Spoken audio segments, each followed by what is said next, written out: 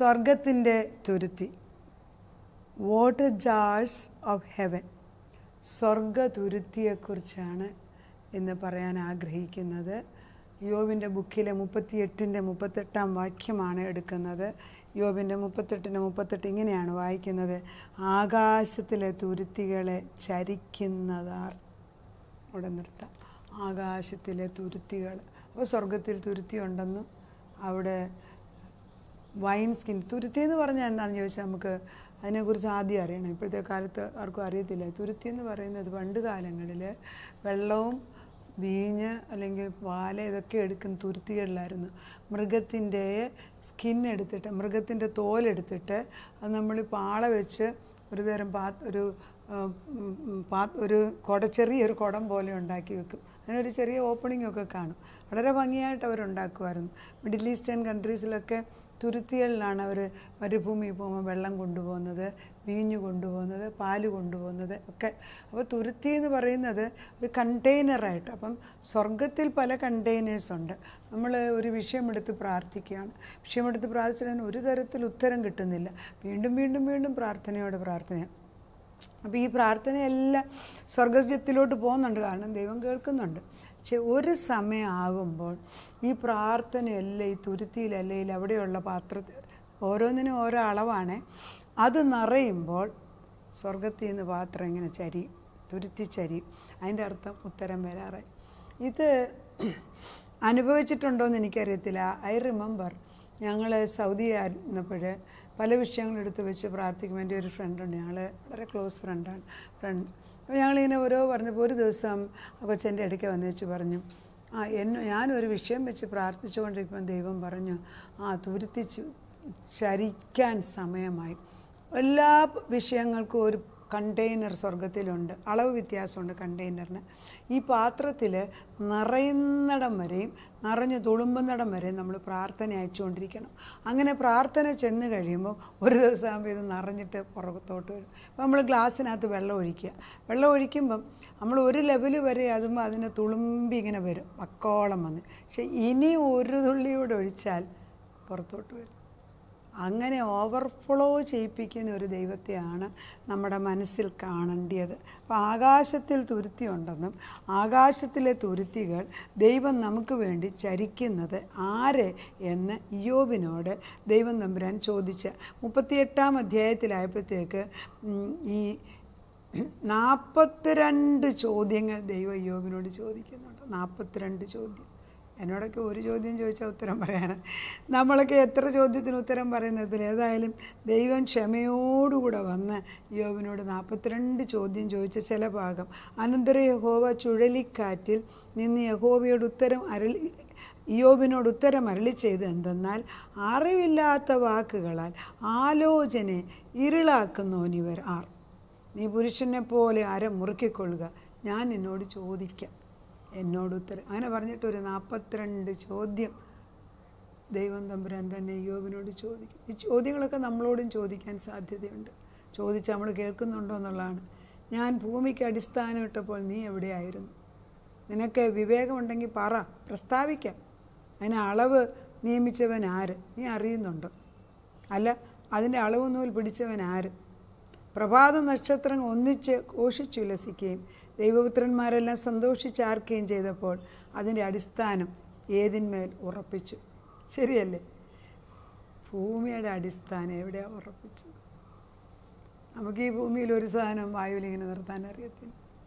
ഈ വലിയ ഭൂമി, സൂര്യൻ, നക്ഷത്രം എല്ലാം എങ്ങനെ ഉറപ്പിച്ചു എന്ന് നമുക്കറിയത്തില്ല. അതൊക്കെ ചിന്തിച്ചാൽ ആഴമില്ലുണ്ടോ മനസ്സിലാകത്തില്ല നമുക്ക്. അല്ല, അതിൻ്റെ മൂലക്കല്ലിട്ടവൻ ആര്? ഗർഭത്തിൽ നിന്ന് എന്നെപ്പോലെ സമുദ്രം ഗർഭത്തിൽ നിന്ന് എന്ന പോലെ സമുദ്രം ചാടിപ്പുറപ്പെട്ടപ്പോൾ അതിനെ കതകുകളാൽ അടച്ചവൻ ആര്? സമുദ്രം ഇങ്ങനെ വെള്ളം ഇങ്ങനെ അങ്ങോട്ട് ഒഴുകുകയാണ്. ഇതുവരെ മതിയെന്ന് പറഞ്ഞ് നിർത്തിയത് ആരാണെന്ന്? അബൻഡൻസാണിത്. ഭൂമിയുടെ അറ്റങ്ങളെ പിടിക്കേണ്ടതിനും ദുഷ്ടന്മാരെ അതിൽ നിന്ന് കുടഞ്ഞു കളയാനും നിൻ്റെ ജീവകാലത്തൊരിക്കലെങ്കിലും നീ പ്രഭാതത്തിന് കൽപ്പന കൊടുക്കുകയും അരുണോദയത്തിൻ്റെ സ്ഥലം ആദേശിക്കുകയും ചെയ്തിട്ടുണ്ടോ? അതായത് നമ്മൾ ഈ ദൈവത്തിൻ്റെ നാമത്തിൽ സൂര്യനോടും ചന്ദ്രനോടും ഒക്കെ കൽപ്പിക്കാൻ അറിയാമോ? ഇങ്ങനെ കുറേ ചോദ്യങ്ങൾ പറഞ്ഞില്ല, 42ഓളം ചോദ്യങ്ങൾ ചോദിച്ചു കഴിഞ്ഞിട്ട് ആകാശത്തിലെ നിയമം നിനക്കറിയാമോ? നമുക്കൊന്നും അറിയത്തില്ല, നമ്മൾ അറിയുന്നില്ല. മഴ പെയ്യിക്കുന്ന ആര്? ദൈവം സമൃദ്ധിയായിട്ട് തരുന്ന ആര്? ഓരോ പ്രശ്നങ്ങൾ വരുത്തുമ്പോൾ അതിൻ്റെ പുറകിൽ ദൈവത്തിൻ്റെ കൈ തന്നെ അറിഞ്ഞിട്ടാണ് യോബിനും പ്രശ്നം വന്നത്. അങ്ങനെയാണ് അവിടെ നിർത്താം. നമ്മുടെ പ്രശ്നങ്ങളെല്ലാം ദൈവം അറിഞ്ഞുകൊണ്ട് തന്നെയാണ് വന്നിരിക്കുന്നത്. ചിലർ പറയും, അയ്യോ എൻ്റെ മണ്ടത്തരം കൊണ്ട് എൻ്റെ കുഞ്ഞിനത് പറ്റി. അങ്ങനെ ചിന്തിച്ചിട്ട് കാര്യമില്ല. കാരണം ഓരോ വ്യക്തിയുടെയും ജീവിതം സെപ്പറേറ്റായിട്ട് ദൈവം കാണുന്നുണ്ട്. അവരുടെ ജീവിതത്തിൽ എന്ത് വേണം. ഇപ്പം ഞാൻ ഈ ഭൂമിയിൽ ആരുടെ മക്കളായിട്ട് ജീവിക്കണമെന്ന് ദൈവമാണ് നിശ്ചയിച്ചത്. എൻ്റെ മക്കൾ ആരായിരിക്കണം ഭൂമിയിൽ ദൈവമാണ് നിശ്ചയിച്ചത്. അങ്ങനെയെങ്കിൽ എൻ്റെ കാര്യം തീരുമാനിക്കുന്ന പോലെ തന്നെ മക്കളുടെയും കൊച്ചുമക്കളുടെയും ഒക്കെ കാര്യങ്ങൾ കാര്യസഹിതം ബുക്കിനകത്ത് എഴുതി കഴിഞ്ഞിട്ട് തന്നെയാണ്, ദൈവത്തിൻ്റെ ബുക്കിൽ എഴുതിയിട്ട് തന്നെയാണ് ഭൂമിയിലുള്ളത്. ജെറമ്യായോട് പറയുന്നല്ലോ, അമ്മയുടെ ഉദരത്തിൽ ഉണ്ടാകുന്നതിന് മുൻപേ ഞാൻ നിന്നെ അറിഞ്ഞിരിക്കുന്നു. വിളിച്ച വിളിയാണ്, ഞാൻ നിന്നെ വിളിച്ചു മാറ്റിയത്. അങ്ങനെ വിളിച്ചു മാറ്റിയവർക്കാണ് ദൈവത്തിൻ്റെ ശബ്ദം കേൾക്കാൻ വെക്കുന്നത്.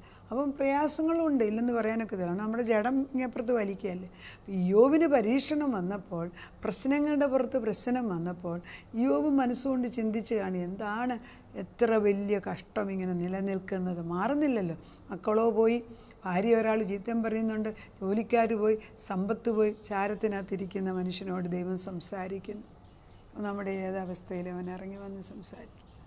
ഒന്ന് ചെവി കൊടുക്കാം. ദൈവം നമ്മളെ മറന്നിട്ടില്ലെന്നേ ചിലരോടിത് പറയണം ദൂതായിട്ട്. നിങ്ങളെ ദൈവം മറന്നിട്ടില്ല.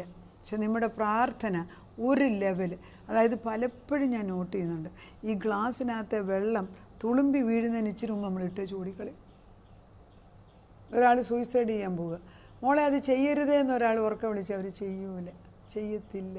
എത്രയിടത്ത് ഒരു വ്യക്തി നമുക്കില്ലാതെ പോകുന്ന സങ്കടമാണ്. അത് ദൈവത്തിൻ്റെ ആത്മാവ് നമ്മളിൽ നിന്ന് എന്നോ തലമുറയായിട്ട് ദൈവത്തിൻ്റെ ആത്മാവിൽ നിന്ന് മാറിപ്പോകുന്നതുകൊണ്ടല്ലേ അങ്ങനെ സംഭവിക്കുന്നത്. അങ്ങനെ ഉണ്ടാകരുത്. വേലികെട്ടി പ്രാർത്ഥിക്കണം. ദൈവം അറിയുന്ന ദൈവമാണ്.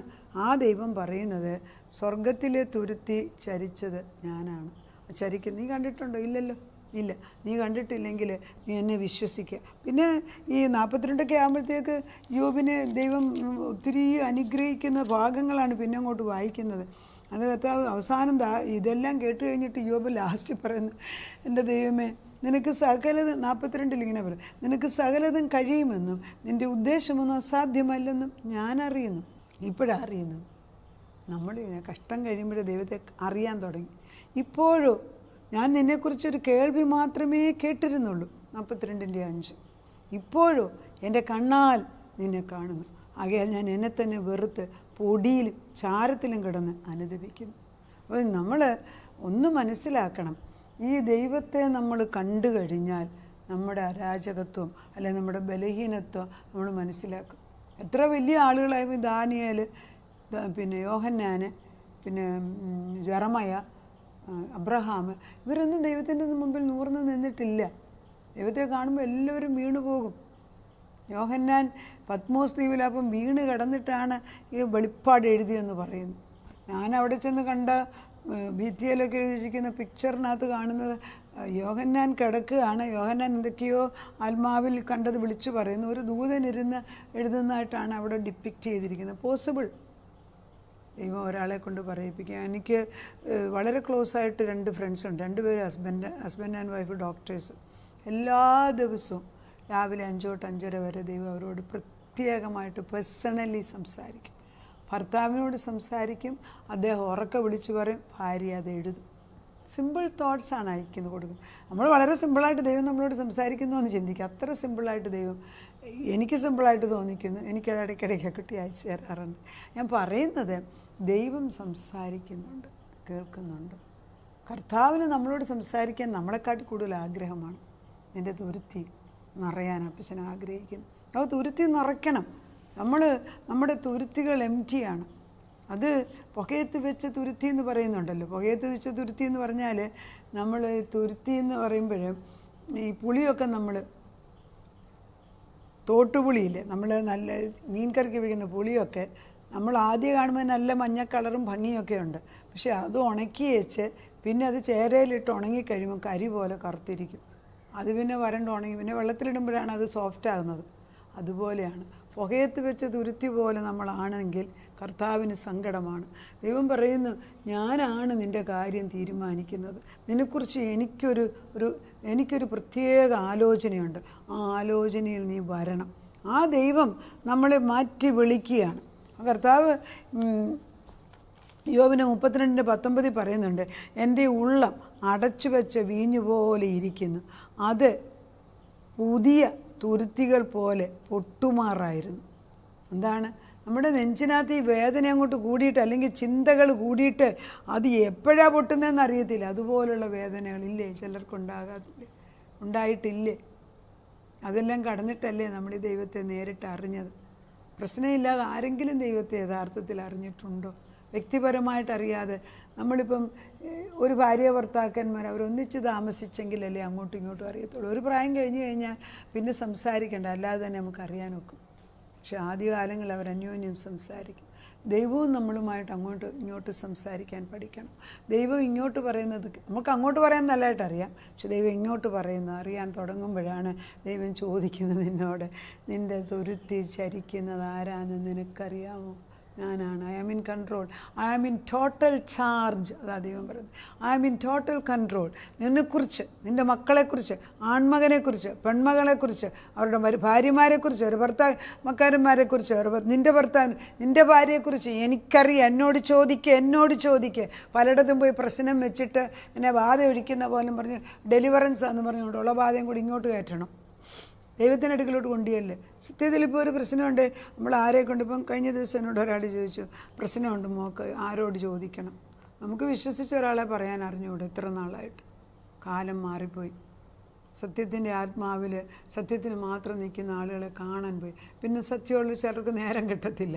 അങ്ങനെയുള്ളവർ കാണണം, കുറച്ചെങ്കിലും കാണുമല്ലോ, അല്ലേ ദൈവരാജ്യം നിൽക്കത്തില്ല. അപ്പം നമ്മളോട് ദൈവം പറയുന്നത്, ദൈവം അറിയാതെ ഒന്നും സംഭവിക്കത്തില്ല. യോബിൻ്റെ ജീവിതത്തിൽ കഷ്ടങ്ങൾ വന്നതുകൊണ്ട് ഒന്നും നഷ്ടമായില്ല. ലോകപ്രകാരമായ ചില കാര്യങ്ങൾ ആദ്യം നഷ്ടപ്പെട്ടെങ്കിലും യോബ് ദൈവത്തെ നേരിട്ട് കാണുന്നുണ്ട്. യോബിൽ കൂടെയാണ്, യോബിൻ്റെ കഷ്ടത്തിൽ കൂടെയാണ് ദൈവത്തിൻ്റെ മഹത്വം മനസ്സിലാക്കാനും ദൈവത്തിന് ആകാശത്തിൽ തുരുത്തിയുണ്ടെന്നും അത് ചരിച്ചിരിക്കുന്നതെന്നും നമുക്ക് ചരിച്ചു കഴിഞ്ഞപ്പോഴത്തെ അവസ്ഥയാണ് 42 എല്ലാ അനുഗ്രഹങ്ങളും ഇരട്ടിയായിട്ട് ദൈവം തിരിച്ചു കൊടുത്തു. പോരെ അവസാനത്തെ ഭാഗം അതാണ്, ദൈവം സ്വർഗത്തിലെ തുരുത്തി ചിരിക്കുമ്പോൾ ഇങ്ങനെ യഹോവ യോബിൻ്റെ പിൽക്കാലത്തെ അവൻ്റെ മുൻകാലങ്ങളെക്കാൾ അധികം അനുഗ്രഹിച്ചു. അവൻ്റെ സ്നേഹിതന്മാർക്ക് വേണ്ടി അവൻ പ്രാർത്ഥിച്ചപ്പോൾ യഹോവ അവൻ്റെ സ്ഥിതിക്ക് ഭേദം വരുത്തി മുമ്പേ ഉണ്ടായിരുന്നൊക്കെ യഹോവ യോബിനെ ഇരട്ടിയായി കൊടുത്തു.